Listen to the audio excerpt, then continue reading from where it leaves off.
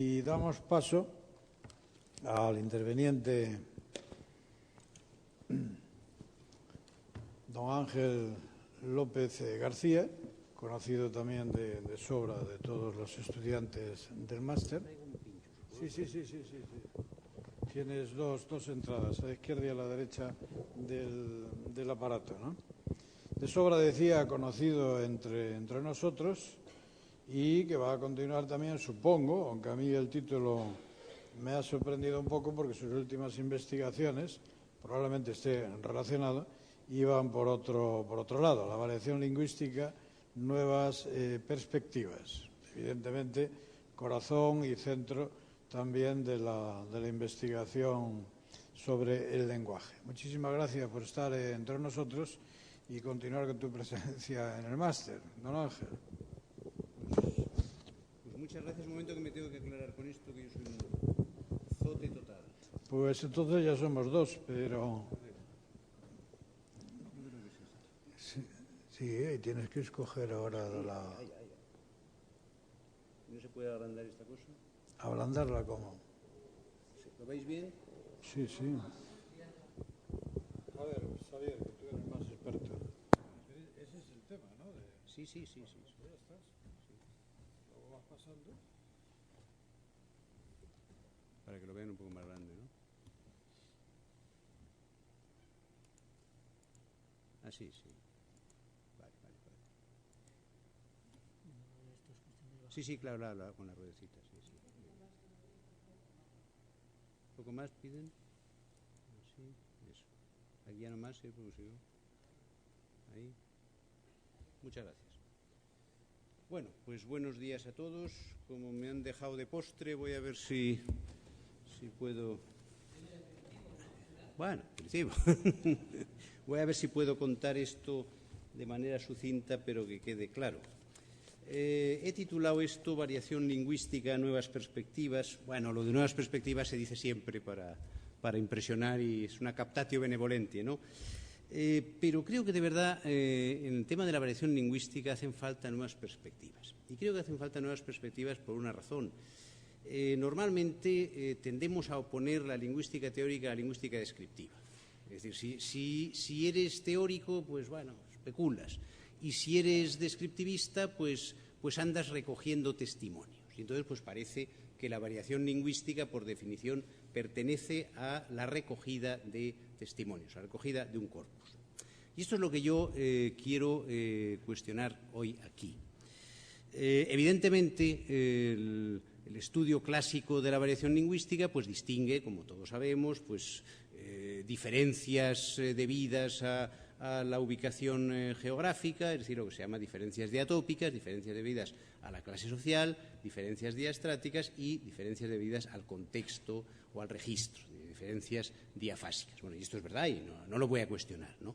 Pero hay que decir que junto a estas diferencias de las variantes de una lengua que tienen que ver, obviamente, con factores externos, para que algo se reconozca como variante, hay que apelar a factores internos. Y aquí me voy a declarar en la línea de lo que ha dicho mi colega Francisco Marcos. Pues claro, todo el mundo sabe que yo soy cognitivista, o sea que no voy a intentar ahora disimular mi ubicación epistemológica, ¿no? Yo entiendo desde hace 35 años que me dedico a esta rareza, entiendo que tan importante es la lengua como la conciencia de la lengua. Es un planteamiento fenomenológico que adopté hace muchos años y que hoy quiero hacer patente aquí en relación con la variación lingüística. Es decir, para que una variante sea significativa, no basta con que exista, es necesario que la reconozcamos como tal. Porque fíjense que aquí tenemos, por ejemplo, la diferencia entre lengua monocéntrica y lengua pluricéntrica. Bueno, ¿y cuál es la diferencia entre lengua monocéntrica y lengua pluricéntrica? Pues básicamente yo no creo que la diferencia esté en la lengua, está en lo que decidimos hacer con la lengua en relación con nuestra captación de la misma. Es decir, una lengua es monocéntrica cuando adoptamos ese círculo que está incluido en el círculo mayor, adoptamos una serie de características como típicas de la norma y hacemos extensivas estas características al conjunto de la lengua. El francés es una lengua típicamente monocéntrica.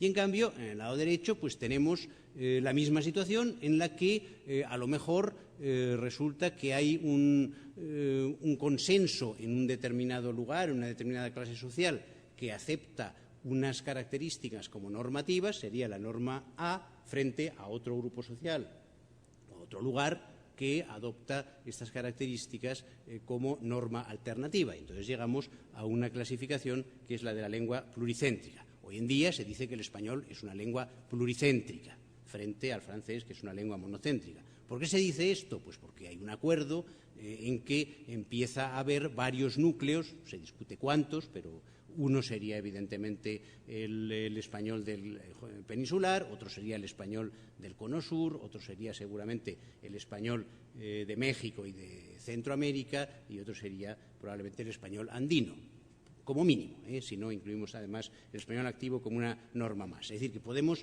Pero esto, la lengua es la misma. Es decir, lo único que cambia es nuestro acuerdo en el sentido de que estas características tienen un valor normativo. Y si ahora pasamos a la fase siguiente, pues nos encontramos con una situación como esta. Claro, está la lengua monocéntrica, está la lengua pluricéntrica y luego está ya una situación diferente, el espacio plurilingüístico. Por ejemplo, evidentemente, en las lenguas románicas se configura un espacio plurilingüístico. El espacio plurilingüístico es cualitativamente diferente del de una lengua pluricéntrica. Es decir, bueno, el paso de la lengua monocéntrica a la lengua pluricéntrica está claro, pero el paso de la lengua pluricéntrica al espacio plurilingüístico viene determinado por los hechos o por nuestra valoración de los hechos. En teoría viene determinado por los hechos. Es decir, en teoría las lenguas románicas se van diferenciando tanto en sus variantes que llega un momento en que resulta obvio que existen varias lenguas románicas, que están marcadas en el círculo de la derecha de la pantalla, pues están marcadas con estas dos elipsis incluidas en el círculo originario. Ahora bien, esto es una verdad a medias, Cuando nosotros consideramos, hay unos estudios de dialectometría clásicos del profesor Goebel y de sus discípulos, que vienen a demostrar que cuando uno va de oeste a este en el espacio lingüístico francés, pues prácticamente hay una transición gradual, no hay ningún salto, es decir, se va cambiando léxicamente desde el Atlántico hasta más o menos la línea del Rin. En cambio, cuando se va de norte a sur, pues evidentemente hay un salto brusco cuando pasamos de un lado del Pirineo a otro lado del Pirineo, no tanto en la zona catalano-hablante, evidentemente, pero en todas las demás hay un salto brusco. ¿A qué obedece este salto brusco? Es decir, ¿cuándo una cosa deja de ser francés y empieza a ser español? Pues aquí han interferido, obviamente, factores externos, factores de concienciación externa. Un factor de concienciación es la política, muy claramente. Otro factor de concienciación es la religión. Hoy mismo, en el ámbito político, pues lo que para las personas de mi generación era una lengua que se llamaba serbo-croata, pues ahora resulta que son dos lenguas, una que se llama serbio y otra que se llama croata. ¿Por qué? Pues evidentemente porque las diferencias políticas han introducido una diferenciación estricta. Esto por un lado. Por otro lado, hay que decir que cuando hablamos de variantes, pues estamos hablando de variantes fónicas o fonéticas, de variantes léxicas y de variantes morfosintácticas. Ahora, estas variantes están ahí o las reconocemos como tales, porque estos también son operaciones mentales. Es decir, reconocer que algo es léxico, que algo es sintáctico o que algo es fonético, evidentemente, como su nombre indica, es reconocer, es decir, volver a conocer como tal cosa o como tal otra cosa.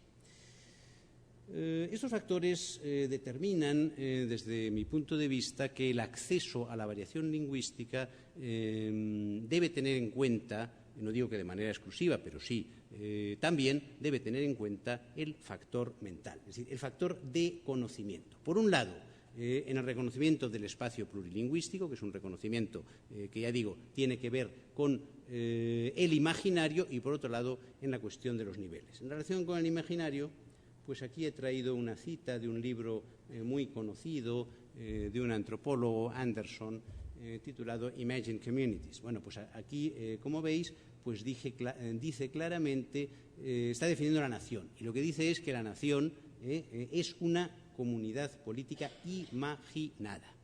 Imaginada significa que en una nación lingüística, normalmente, lo dice él explícitamente, los miembros de la nación más pequeña nunca conocen a la mayoría de sus compatriotas, se encuentran con ellos o incluso oyen hablar de ellos, pero en sus mentes tienen la imagen de su unión. Es decir, que soy hispanohablante porque imagino que tal enfermera cubana y tal maestro argentino resulta que comparten un mismo espacio conmigo, y aunque no los conozco ni los conoceré en mi vida, pues supongo que si llegara a encontrarme con ellos podríamos comunicarnos. Esta es la razón de la nación como espacio imaginario. Pero esto no está aquí, está aquí. Es decir, es algo que yo me imagino. Bien, esto por lo que respecta. Esto pues ha determinado naturalmente una interferencia del factor mental en el estricto reconocimiento de los hechos lingüísticos. Y luego está el factor de los niveles en el que quería insistir especialmente hoy. No funcionan desde el punto de vista mental de la misma manera todos los niveles lingüísticos. Una cosa son los niveles fónicos, otra cosa son los niveles sintácticos y otra cosa son los niveles léxicos. ¿Cómo funciona desde el punto de vista cognitivo el nivel fónico? Bueno, sobre esto se ha discutido mucho. Aquí lo que traigo pues es un texto sobre lo que se llama la teoría motor o motora de la percepción del habla. Bueno, la teoría motora de la percepción del habla, como veis ahí en este texto, en el texto de Herrnstein y Santos Víctor, pues lo que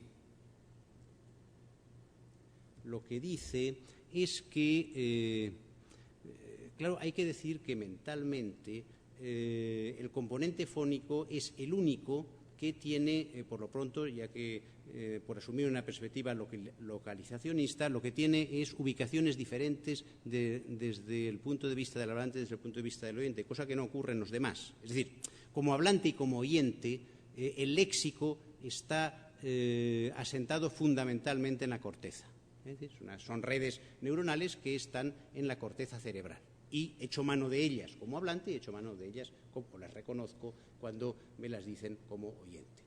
Desde el punto de vista cerebral, con la sintaxis, ahora lo veremos, sabemos que básicamente su ubicación es una ubicación límbica, es una ubicación similar, es decir, en el interior del cerebro, similar a la de los procesos más o menos automáticos de cosas que hacemos de manera no reflexiva, de manera habitual. Y, en cambio, desde el punto de vista de la fonética, no es lo mismo pronunciar una lengua que comprenderla. Son dos procesos completamente distintos que tienen incluso dos ubicaciones diferentes.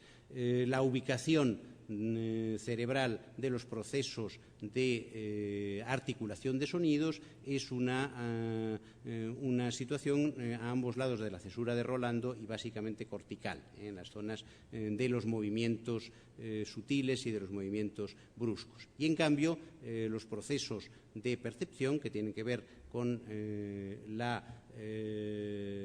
la captación acústica, están básicamente en el lóbulo temporal, es decir, en una zona muy alejada de la zona anterior. Pero con independencia de la ubicación, lo que sí que es cierto es que desde el punto de vista fonético, y esto queda muy claro en esta cita que tenéis aquí, bueno, la teoría motora de la percepción del habla, esto lo digo entre paréntesis, pues ha tenido muchas alternativas y muchos dimes y diretes. Primero se pensó que lo interesante es que percibimos el habla haciendo referencia necesariamente a la articulación de los sonidos. Y mientras que la articulación de los sonidos, es decir, la producción de los sonidos, es un fenómeno discreto, es decir, pongo la punta de la lengua acercándola a tal alvéolo, en cambio la captación de los sonidos, es decir, el componente acústico, es evidentemente continuo, es decir, lo que nos dan de sí los sonogramas son curvas continuas desde el punto de vista perceptivo, mientras que desde el punto de vista articulatorio, evidentemente, hay la posibilidad de descomponer la articulación del sonido en fenómenos básicamente discretos. Bueno, esta diferencia entre lo discreto por un lado y lo continuo por el otro lado se traduce en que, según esta teoría, que es la teoría que está ahora de alguna manera en el candelero, yo no soy fonetista, pero vamos, es la teoría más aceptada, pues parece ser que los fonetistas están de acuerdo en que percibimos, recreando de alguna manera la sucesión de momentos articulatorios que han dado lugar al sonido. Ya digo que ha habido muchas evoluciones. Por un lado se pensó que eran movimientos reales los que percibíamos, por otros que percibíamos la instrucción nerviosa para producir estos movimientos reales. Hubo incluso Lieberman y Matigny, por ejemplo, pues una teoría generativista del asunto en que se supone que era la representación abstracta de estas órdenes la que captábamos, y hoy en día pues se tiende a pensar más bien que en la percepción acústica lo que hacemos es captar señales que nos indican la existencia de estos movimientos articulatorios elementales, señales elementales que nos permiten recrearla. Pero en cualquier caso hay bastante. Este punto de vista actual está en relación con la famosa hipótesis de las mirror neurons, de las neuronas especulares, estas neuronas de los primates que están en la zona F5 del cerebro, cerca de lo que en los humanos es el área de Broca, y que consisten en que se activan estas neuronas tanto cuando el animal realiza un movimiento como cuando ve a otro congénere realizarlo. Es una especie de traslación de esta situación visual de dualidad emisor-receptor al ámbito de la lengua. Pero en cualquier caso, retened esto porque es importante para lo que luego diré de las variantes. Bueno, esto ocurre en los sonidos. En los elementos morfosintácticos nos movemos en un mundo completamente diferente. Lo que suele ocurrir con las captaciones perceptivas es que los tres tipos de córtex que tenéis aquí, el córtex somático, el córtex auditivo y el córtex visual, envían señales al interior del cerebro, a una zona que se llama el parahipocampo. Estas señales son sometidas a procesos de reelaboración sucesiva por el giro dentado, luego pasan por una zona que se llama CA3, la CA1, llegan al subiculum y a continuación, esto lo vemos en la figura 4, bueno, mejor dicho, no lo vemos, lo veremos luego. A continuación tienen que volver a la corteza. Presumiblemente, y digo presumiblemente porque, claro, lo que ocurre con el córtex somático, con el córtex auditivo y con el córtex visual se ha podido experimentar con animales. Evidentemente, lo que ocurre con los seres humanos no puede ser sometido a experimento. Y entonces, pues, imaginamos que las captaciones lingüísticas siguen el mismo camino. Es decir, los esquemas sintácticos semánticos más los lexemas verbales y nominales que están ubicados en sus huecos respectivos, pasan al interior del cerebro, pasan por el parahipocampo, son reelaborados, llegan al subículo y ahora hay un cambio. Pues no lo tengo, pensaba que lo tenía que haber sacado y no lo he sacado. Bueno, lo voy a explicar sobre el esquema. Lo que ocurre es que a partir de aquí tenemos dos tipos de comportamientos diferentes y los vais a entender. No es lo mismo conjugar un verbo que elegir una palabra para producir un efecto en el auditorio. Es decir, cuando yo conjugo un verbo en mi lengua, yo no puedo elegir. ¿sí? Si estoy hablando en primera persona, pues tengo que decir me levanto, no puedo decir me levantamos o nos levantamos. Cuando estoy hablando en presente, pues tengo que utilizar levanto, no puedo utilizar levantaba ni puedo utilizar levantaré.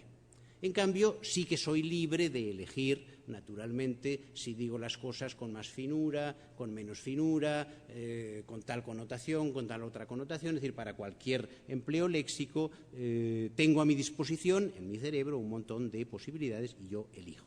Lo cual quiere decir que aunque los esquemas sintácticos semánticos y los lexemas verbales y nominales entren a la vez en el sistema límbico, luego no siguen la misma suerte. Presumiblemente, los lexemas verbales y nominales son reexpedidos desde el subiculum hasta la corteza cerebral, como ocurre con todos nuestros recuerdos. Como ocurre con todos nuestros recuerdos. Si hoy he tenido un susto viniendo aquí porque casi me atropellan, pues esto me entró siguiendo esta línea del córtex visual y del córtex auditivo y del córtex somático, porque he tenido una crispación, me entró al sistema límbico y luego lo saqué hasta la corteza, lo deposité en la corteza y ahora os lo estoy contando apelando al recuerdo, evidentemente, es decir, echando mano al sistema límbico para recrear, no de manera equivalente, hay que decirlo, pero para recrear esta sensación. Ahora bien, hay otros fenómenos mentales que se quedan en el sistema límbico, almacenados. Todos los comportamientos que se suelen llamar consuetudinarios, es decir, que tienen que ver con la costumbre. Por ejemplo, ¿cómo me lavo las manos? Pues me lavo las manos desarrollando una serie de operaciones que todos sabemos cuáles son. Abro el grifo, pongo las manos debajo del grifo, cojo la pastilla de jabón, me froto, luego me enjuago, cierro el grifo y me seco las manos. Muy bien. Esto lo estamos haciendo varias veces a lo largo del día, pero no lo pensamos. Es decir, no hay un proceso consciente que me dice, primero hay que abrir el grifo, luego hay que hacer... No. Es decir, esto ya es algo que queda automatizado, y queda automatizado precisamente ahí. Como ir en bici, como abrir una puerta con un picaporte, tomando el pomo, el picaporte. Es decir, todo este tipo de procesos automáticos no vuelven a la corteza porque no son procesos conscientes, son procesos automáticos. Bueno, entre estos procesos automáticos están los procesos morfosintácticos. Conjugar un verbo, elegir un esquema sintáctico semántico transitivo, intransitivo, ditransitivo, el que sea, para expresar una determinada situación actancial, poner casos en las lenguas que los tengan al nombre, etcétera, etcétera, etcétera. Y tenemos ya dos procesos muy distintos. Recordad, tenemos el proceso fonético, que, repito, diferencia claramente la percepción de lo que es la producción, y que subordina claramente la percepción a la producción, es decir, el papel de oyente al papel de hablante, del proceso sintáctico semántico, que es un proceso más o menos automático. Y luego tenemos otra situación más, que es la situación léxica. Bueno, la situación léxica... Se está estudiando actualmente, recordad que he dicho que los lexemas están ubicados en la corteza, es decir, una vez que han entrado y se han recreado en el sistema límbico, quedan depositados en la corteza. En la corteza, pues cada lexema queda como una red nerviosa más o menos tupida y más o menos enlazada con otras redes nerviosas relativas a otros lexemas. Bueno, hoy en día sabemos que el sistema léxico del cerebro, mediante simulaciones informáticas, sabemos que maneja básicamente un tipo especial de grafo que se llama un modelo de mundo pequeño. Para que os hagáis una idea, un modelo de mundo pequeño, Small World Network. Bueno, pues un modelo de mundo pequeño es un modelo intermedio entre la red regular, que os la podéis imaginar perfectamente con un polígono, con un poliedro, un icosaedro, cualquier cosa de este tipo, es una red regular. En una red regular, bueno, pues cada vértice está unido por el mismo número de aristas a otros vértices. Es decir, en el cubo, en el hexaedro, por ejemplo, pues cada vértice se une mediante 3 aristas, como he sabido, a otros vértices. Bien, esto es una red regular. Las viene estudiando la geometría desde Euclides, nada menos.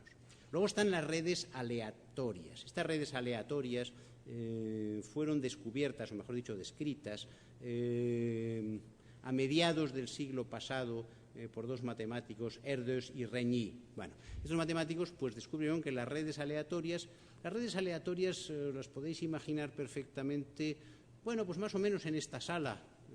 Los oyentes forman una red aleatoria, es decir, bueno, las personas se van sentando aleatoriamente, como dice la palabra, a su aire. Bueno, los que han venido juntos se sientan juntos. Es decir, que hay ciertas relaciones, pero muy dispersas entre las personas que están aquí y los demás pues están cada uno a su aire. Son los dos extremos, lo muy organizado, que es la red regular, el poliedro, y lo muy poco organizado, que es esta red aleatoria. Cualquier plaza en que la gente va deambulando por ahí, pues también formaría una red aleatoria. Y luego tenemos una situación intermedia, que es esta que se describe modernamente. Los primeros que la describen son Watts y Strogatz, dos matemáticos también, lo hacen a finales del siglo pasado, en 1998, si no recuerdo mal. Bueno, estas redes de mundo pequeño consisten en una situación más laxa que en la red regular, pero más organizada que en la red aleatoria. Y lo interesante es que estas redes de mundo pequeño se han descubierto en el mundo de la biología en general. Los genes se organizan siguiendo redes de mundo pequeño. Las neuronas se organizan siguiendo redes de mundo pequeño. Las redes de depredadores y presas de cualquier espacio ecológico se organizan siguiendo redes de mundo pequeño. Bueno, esto condujo a los lexicólogos, naturalmente, a investigar cómo estaba organizado el léxico, porque, en definitiva, el soporte biológico del léxico son las neuronas. El léxico es sencillamente una serie de relaciones que las neuronas tejen en torno a una serie de cadenas sonoras que nos llegan asociadas a un sentido al cerebro. Y entonces, pues se ha llegado a la conclusión reiteradamente y después de muchos experimentos de que efectivamente el léxico está organizado también en el cerebro siguiendo el modelo, que es lo que dice esta cita que tenéis aquí, siguiendo el modelo de las redes de mundo pequeño. Bueno, entonces tenemos pues tres situaciones mentales. Redes de mundo pequeño para el léxico en la corteza.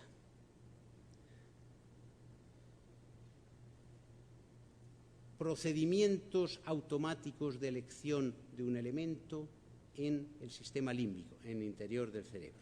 Y luego, también en la corteza, pero con una estructura disfuncional que maneja dos ubicaciones diferentes en relación con los sonidos, con la percepción y con la producción del habla. Bueno, esto, desde mi punto de vista, pues tiene que ver con cómo tratamos las variantes de una lengua. Aquí estamos en el modelo de la variación fonética. Abajo tenemos la percepción, una sucesión continua, por ejemplo, la secuencia voy a ver eso. Bueno, esta secuencia voy a ver eso la percibimos echando mano de las pistas que nos indican que va a haber una serie de elementos discretos en la producción. Es decir, que la persona que ha producido esta secuencia que nosotros estamos oyendo ha pronunciado una B, un fonema B, una O, una I, una A, etcétera, etcétera, etcétera, que realmente no los ha pronunciado así. Es decir, el efecto que a mí me llega es una curva continua, pero evidentemente ha realizado una serie de movimientos con una serie de lugares prototípicos en los que ha ido ubicando la lengua, los labios, los dientes, todos los distintos órganos articulatorios del canal bucal y que imagino que están ahí.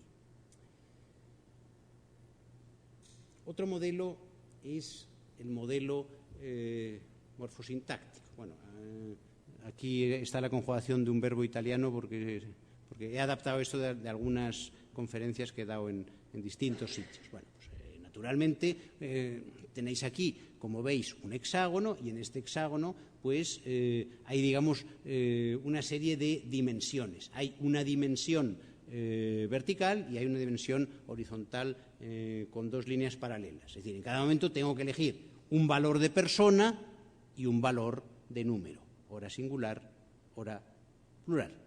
Y esto lo hago de manera automática porque es un paradigma cerrado. Es decir, el verbo dovere lo estoy conjugando en primera persona del singular, segunda del singular, etcétera, etcétera, etcétera, y en cada momento elijo una de las opciones de entre un paradigma de opciones que tiene un funcionamiento mental similar al funcionamiento mental de los procesos automáticos sucesivos que ocurren en el sistema límbico.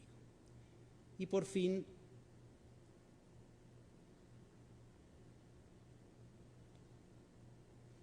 comparad estas dos situaciones.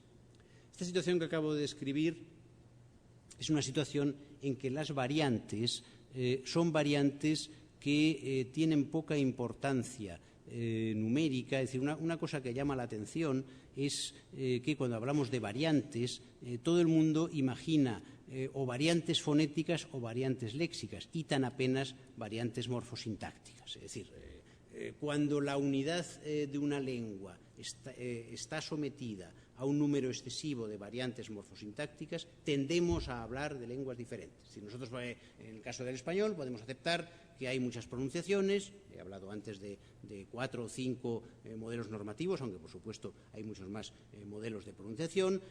Hay todavía muchos más modelos léxicos, pero evidentemente no hay muchos modelos morfosintácticos disponibles.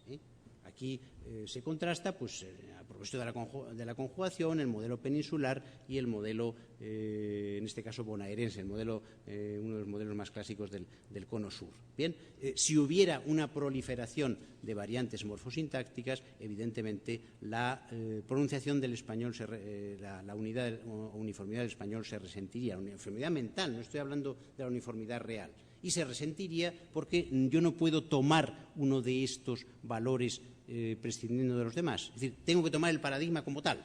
Es decir, hay un paradigma hexagonal aquí y hay un paradigma pentagonal aquí. Y o funcionas en uno o funcionas en otro. No puedes mezclar. Sí puedes mezclar elementos del léxico, pero no puedes mezclar elementos de la gramática. Bueno.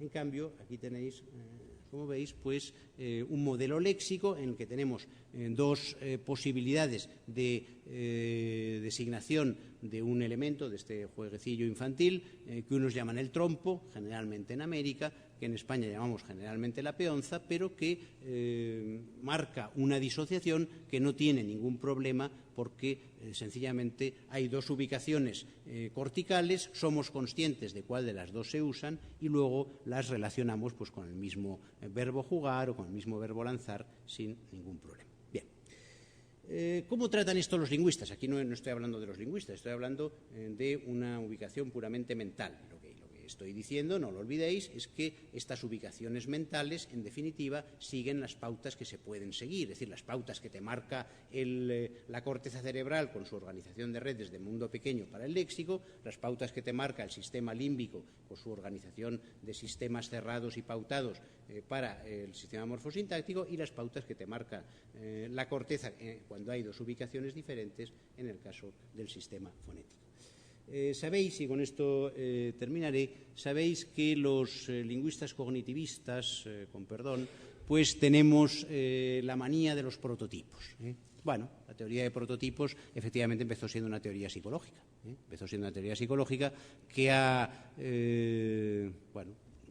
que se ha incorporado a la lingüística y que hoy pues es, digamos, de obligado cumplimiento en toda una amplia rama de la lingüística que se llama la lingüística cognitiva. Y aunque el origen haya sido psicológico, pues hoy desde luego no es una teoría psicológica, es una teoría lingüística, que ha echado mano de la teoría de prototipos. Bueno,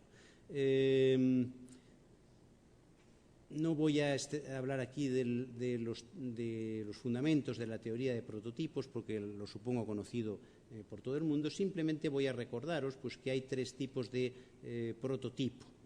El primero que habló de prototipos sin saber que eran prototipos pues fue Wittgenstein en su Tractatus. Entonces, pues Wittgenstein en el Tractatus, el filósofo Wittgenstein en el Tractatus Loibus Philosophicus, y en este modelo, que es de los años 20 del siglo pasado, pues él decía que es muy difícil definir los juegos. En realidad, ¿cómo definimos un juego? Hombre, jugar al fútbol es un juego, pero jugar al ajedrez también es un juego. Y jugar con la maquineta, pues también es un juego.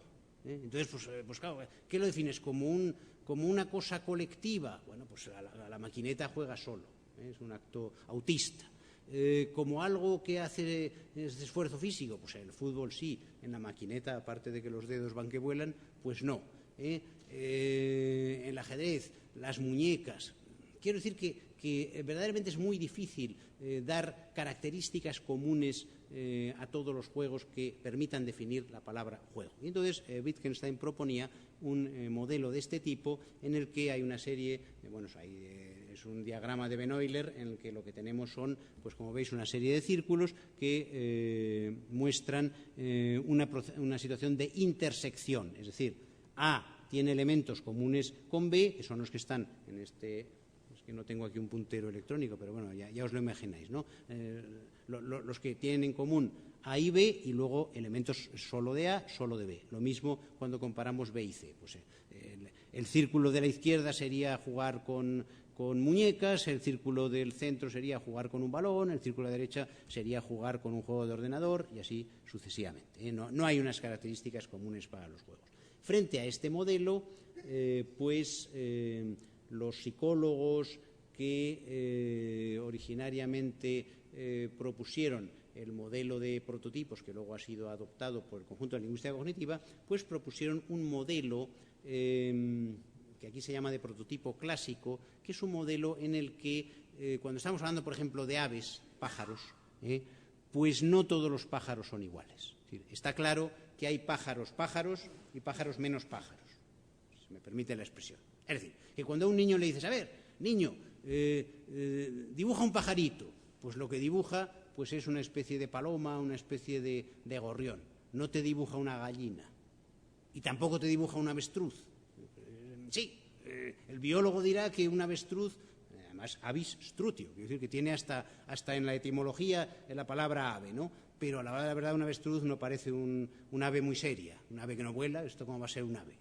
Y la gallina, pues hombre, pues este vuelo ridículo de palo a palo en el gallinero, pues tampoco parece un animal muy serio, además es un animal doméstico. Quiero decir que hay distintas gradaciones en las aves. Hay un prototipo central, aves fetén, aves como es debido, como el gorrión, como la paloma, y aves menos aves, la gallina, el pingüino, otra que tal, quiero decir que tampoco parece un ave, la gallina, etc. Bueno. Y luego hay un último modelo que manejan los prototipistas, que es un modelo consistente en lo siguiente. Considera que, curiosamente, cuando hablamos de prototipos, el nivel de generalidad en los prototipos suele ser intermedio. Por esto se llama el prototipo de la dominancia. Por ejemplo, nosotros podemos decir o imaginar una noticia en un periódico que diga ministro mordido por un perro. Bueno, es decir, ahora que el ministro Wert va diciendo disparates por todas partes, pues hasta los perros se soliviantan. Y aparece un perro, ¡paf!, sí, ya. Y muerde. No, me quedan 5 minutos, según dice el programa. ¿O no? ¿No? Ah, perdón, entonces callo ya. Bueno, sí, hasta y cuarto. Eso lo dice el programa, no seas malo. Bueno, entonces digo, ministro mordido por un perro. Bueno, pues claro, esta es la manera normal de poner esta noticia. Hay una manera más rara. Ministro mordido por un animal. Hombre, un perro es un animal, evidentemente. Pero el titular no dice ministro mordido por un animal, a no ser que no sepamos que era un perro. Pero si sabemos que es un perro, vamos a decir que era un animal. Y si sabemos que es un perro y sabemos que fue un Fox terrier, sin embargo, no decimos ministro mordido por un Fox terrier.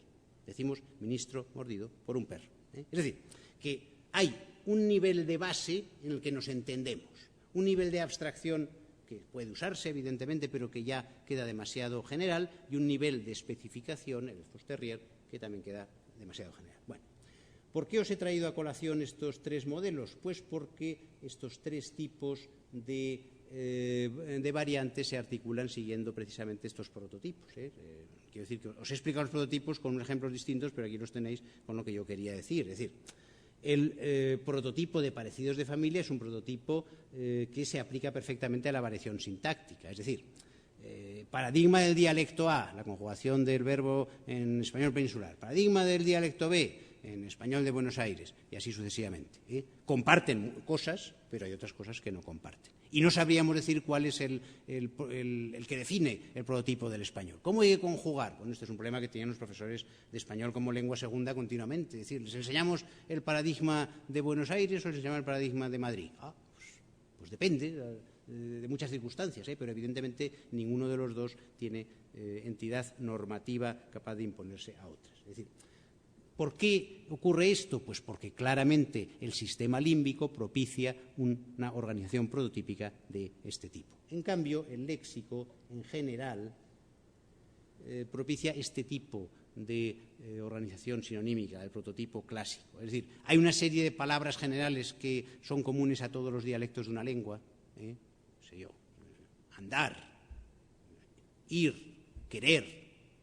Y hay, en cambio, una serie de palabras, como las hemos visto antes, que si peonza, trompo, que si carro, coche, bueno, etcétera. En el que ya empieza a haber diferencias porque son menos prototípicas, ya no son tan generales. Y, en fin, hay una situación propia de la variación fonética que es el prototipo de dominancia. Hay algo que determina las condiciones de captación fonética, que es claramente la producción del habla, es decir, el modelo articulatorio es el que marca la norma preferida, de tal manera que es muy común en las lenguas que haya pronunciaciones preferidas respecto a pronunciaciones menos preferidas. El otro día me quedé estupefacto, y termino con esto, un programa muy progre que se llama El Intermedio, en el que ponen verdes a los murcianos, cosa que yo no entiendo. Se ríen de los murcianos porque dicen que hablan mal y tal. Bueno, una cosa extrañísima, ¿no? Pero lo hacen, sorprendentemente. Es decir, hay una especie de consenso en el que parece que hay que pronunciar de ciertas maneras y ciertas otras pronunciaciones pues se sienten dialectales, vulgares, menos finas, llamadlo como queráis. Pero es porque la pronunciación fonética, que es una pronunciación, repito, en que todas las captaciones se acomodan, se adecuan a una determinada manera de articular, pues privilegia un nivel de base respecto a todos los demás. Bueno, ahora sí que es la hora. Así que espero vuestras preguntas y gracias por aguantarme. Gracias.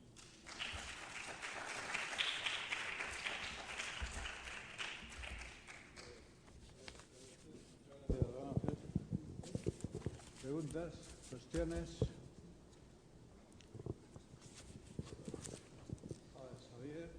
Sí, yo quería comentar, sobre todo por el principio, porque me parece que el tema de dialecto es un tema que nos va a dar mucho que hablar, porque antes el profesor Marín comentaba que si la pragmática, la relación pragmática-lingüística, yo añadiría un tercer elemento y que aquí tiene mucho que ver, que es la sociolingüística. Yo tengo muy claro, al menos personalmente, que los dialectos y las lenguas es una cuestión sociolingüística, no lingüística, que lo de la doble norma efectivamente es un problema más que nada para los enseñantes de lenguas. Yo creo que en general los hablantes más o menos lo toleramos, pero es que al menos creo que hay una confusión bastante grande en algunas cosas. Voy a hablar un poco sobre la cuestión de la enseñanza de idiomas. En este caso no sé por qué me parece que viene más a cuento. Cuando una persona aprende español, ya sea la norma española, ibérica, quiero decir, la norma pues, del Cono Sur cualquiera, entre el español estándar que aprende y el español de la calle, la diferencia es relativamente pequeña, ¿vale? Hay lenguas, estoy pensando por ejemplo en el checo, donde el checo que se aprende, el checo escrito, y el checo hablado, por ejemplo, en Praga, la distancia ya es bastante enorme. Y si ya cogemos, ya citábamos antes el árabe hablado no lo habla nadie. Con lo cual, uno o aprende dialecto o en la calle o se ríen de él o se muere de hambre. Entonces, estas cuestiones son para mí bastante interesantes y están bastante poco tocadas. Porque al final uno, y esto creo que es un problema cognitivo, tiene que aprender, no sé si 2 dialectos, el escrito y el hablado, y en algunos casos yo ya me atrevería a decir 2 lenguas, como es el caso del árabe. Estaba pensando que en la Wikipedia ya hay una versión egipcia que llaman lengua egipcia. No la llaman lengua árabe de Egipto, sino lengua egipcia. Y de hecho, yo que la he visto escrita, es que es egipcio, el egipcio de la calle, más o menos con un molde, digamos, culto, pero no es el árabe clásico. Entonces, yo creo que ahí se nos abre un campo de investigación interesantísimo. En el español, afortunadamente, creo que estamos en una situación relativamente buena, que nuestras variantes son relativamente pequeñas, Pero, insisto, para mí es una cuestión sociolingüística, no es una cuestión lingüística. Creo que los lingüistas, no debemos entrar en cuestiones políticas y religiosas. Que el árabe sea una lengua o sea un dialecto, lo que se habla, es una cuestión sobre todo religiosa. El peso del Islam ahí es brutal. Por suerte nosotros no lo tenemos. Pero vamos, era simplemente esta reflexión. Hombre, lo que pasa es que yo no sé qué quiere decir eso de sociolingüístico pero no lingüístico. Es decir, que yo sepa, la sociolingüística es una parte de la lingüística, como la psicolingüística es otra y así sucesivamente. Es decir, llamamos sociolingüística a la parte de la lingüística que se ocupa del aspecto social del lenguaje. Tal vez esta diferencia tan marcada pues venga de una tradición en general anglosajona o sobre todo norteamericana que desde Noam Chomsky, la gramática generativa, pues ha tendido a identificar la lingüística con lo que hacen ellos. Es decir, cuando dicen en lingüística no sé qué, resulta que no es en lingüística no sé qué, es en lingüística generativa. Los demás lingüistas piensan otras cosas o pensamos otras cosas, pero no existimos. A ver si nos entendemos. La tradición europea de lingüística es social. Es decir, el curso de Saussure define la langue, naturalmente, como algo atingente a la sociedad y que está impreso en el conjunto de la comunidad social, etcétera, etcétera, etcétera. ¿Qué me dices? ¿Que no tenemos que ocuparnos de la religión o de la política? Hombre, es que son hechos mentales. Es decir, si nosotros adoptamos una postura cognitivista, que es la que yo he adoptado aquí, ¿por qué en los países islámicos hay mucha diferencia entre el árabe de los distintos países y el árabe del Corán? Pues porque es el del Corán, naturalmente, y es intocable, está la razón. ¿Cómo que no? No, bueno, el árabe literal no solo es el del Corán. Yo he estudiado árabe en la facultad, o sea que eso ya lo sé.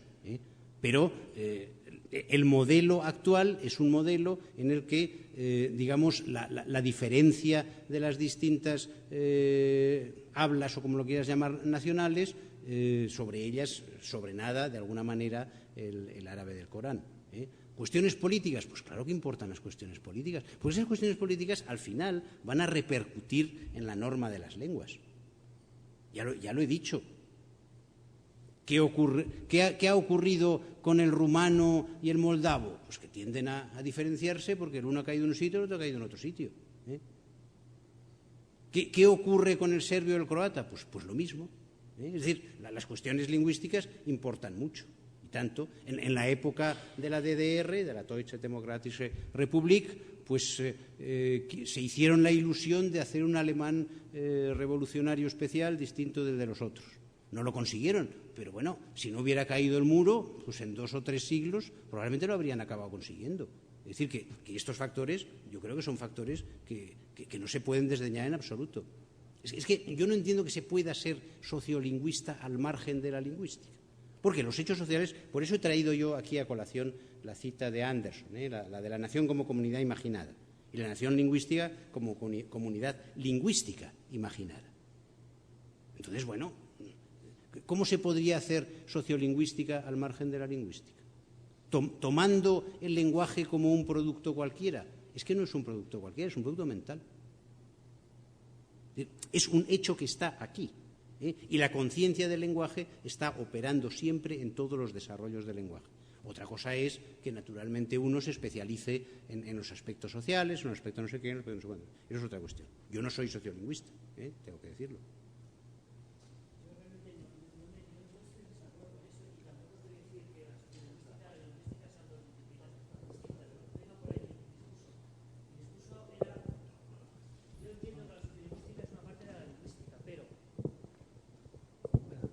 Pero una lingüística, digamos, más que decir pura es una estupidez, pero una lingüística más tradicional no entra en esos campos, o sea, no entra. Quiero decir, cuando nos ocupamos del marco lingüístico en sí y dejamos lo social, el lingüista teórico que ocupa esos campos no se ocupa, o sea, no puede definir lo que es un dialecto y es una lengua. Lo que estudia son estructuras lingüísticas. Entonces, necesitamos de la sociolingüística para entrar en otros campos. Por supuesto que está la política y no la podemos negar. O sea, no sé, es que a lo mejor yo no me he expresado bien. Yo no estoy en contra de lo que ha dicho, porque entiendo que es lo suyo. Y cuanto más completa sea la visión, evidentemente mejor. Pero el objeto lingüístico no se puede definir como lengua o dialecto solo en base lingüística, era lo que quería decir. Yo creo mesa redonda también, porque saldrá a relucir de algún modo. Sí, vale. Bueno, a ver. ¿Cómo? Sí, pero muy breve porque ya tenemos el tiempo. ¿Tiene algo que ver que en una comunidad se dé la elección mayoritaria de los miembros de esa comunidad por una de las variantes?